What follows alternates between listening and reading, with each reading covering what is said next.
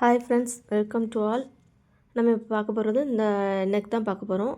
Back side boat neck ஆரி work blouse. பேக்கில் அந்த சைடில் ஹோல் மாதிரி வரும். இது எப்படி தைக்கிறதுனா, அந்த டிசைனுக்கு ஏற்றாப்புல சதுரமாக ஒரு பீஸ் லைனிங் வெட்டிக்கோங்க.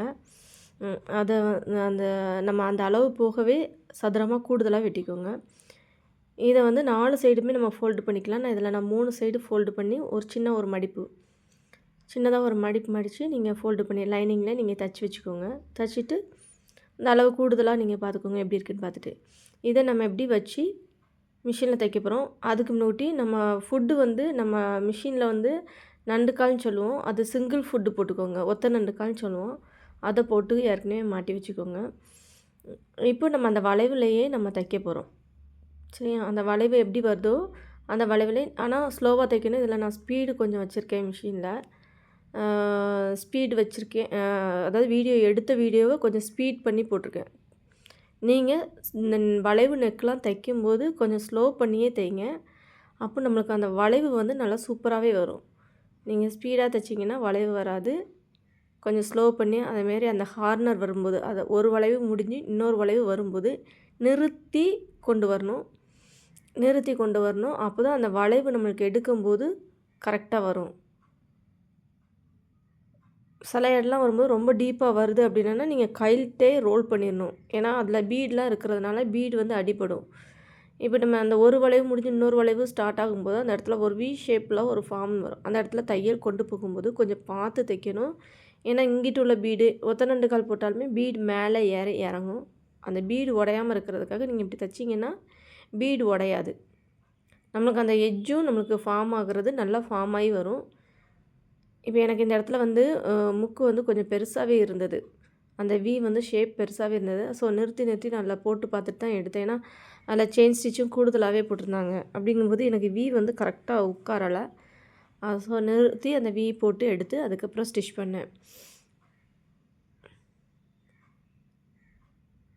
நீங்கள் அதை திரும்ப போட்டுட்டு, ஆனால் அந்த வி வந்து நம்மளுக்கு கரெக்டாக தையல் போடுற ஒரு வி முடிஞ்சு இன்னொரு வி தையல் வந்து கரெக்டாக இருக்கணும். நீங்கள் ஒரு தையல் ஒரு பக்கமும் இன்னொரு தையலும் ஒரு பக்கமும் போட்டிங்கன்னா நீங்கள் எடுக்கும்போது அந்த இடம் துணி வந்து சுருக்கி, நீங்கள் லைனிங்கை உள்ளே விட்டு திருப்பும்போது அந்த துணி வந்து சுருக்கி ஒரு மாதிரி இருக்கும். ஸோ எந்த இடத்துல தையல் முடியுதோ அந்த இடத்துல அடுத்த தையல் ஸ்டார்ட் ஆகணும்.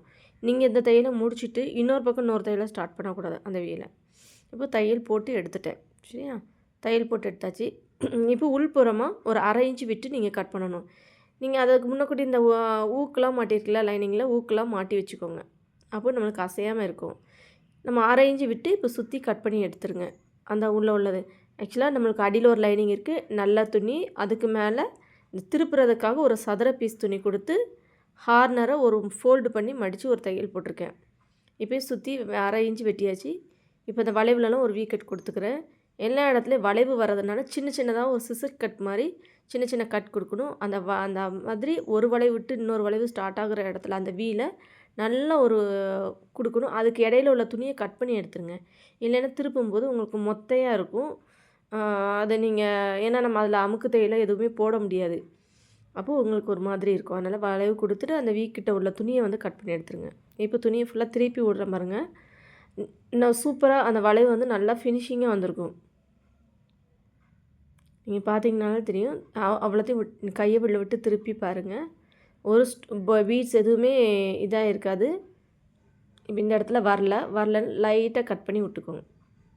லைட்டாக பார்த்து கட் பண்ணணும். சிசர் வந்து எட்ஜு வந்து ஷார்ப்பாக உள்ளது பார்த்துக்கோங்க. மொட்டையாக இருந்துச்சு அப்படின்னா நீங்கள் கட் பண்ண உள்ள ஆழமாக வெட்டிடும். ஷார்ப்பாக உள்ளதை வச்சு நைஸாக கட் பண்ணுங்கள். ஸோ இந்த நெக் வந்து நல்லா திரும்பிடுச்சு. நான் ஸ்பீடு கொடுத்ததுனால அது போயிடுச்சின்னு நினைக்கிறேன். வந்துச்சு. இது பேக் சைடு. இப்போ அந்த சதுர பீஸ் கொடுத்துருந்தேன் இல்லையா, அந்த சதுர பீஸை நல்ல தண்ணியை விட்டுட்டு லைனிங் மேலே வச்சு, இது நம்மளுக்கு சுடிதாருக்கு மேக்ஸிமம் இந்த நெக்கு இந்த லைனிங் இப்படி வச்சு அடிக்கிறத ஃபாலோ பண்ணுவோம். இது வந்து இந்த சைடுக்கு நம்ம இப்படி வச்சுட்டோம் அப்படின்னா நம்ம ஹெம்மிங் பண்ண வேண்டிய அவசியம் இருக்காது. ஹெம்மிங் பண்ண வேண்டாம். அப்படியே வச்சு இதிலே நம்ம தையல் போட்டு எடுத்துடலாம்.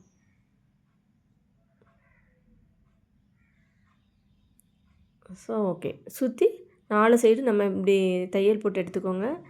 இது நம்ம ஹெம்மிங் பண்ண வேண்டிய அவசியம் வராது. நீங்கள் ஃபஸ்ட்டு இப்படி கொடுத்துட்டிங்கன்னா ஹெம்மிங் பண்ண வேண்டாம். அதுக்கப்புறம் என்ன பண்ணணும் அப்படின்னா,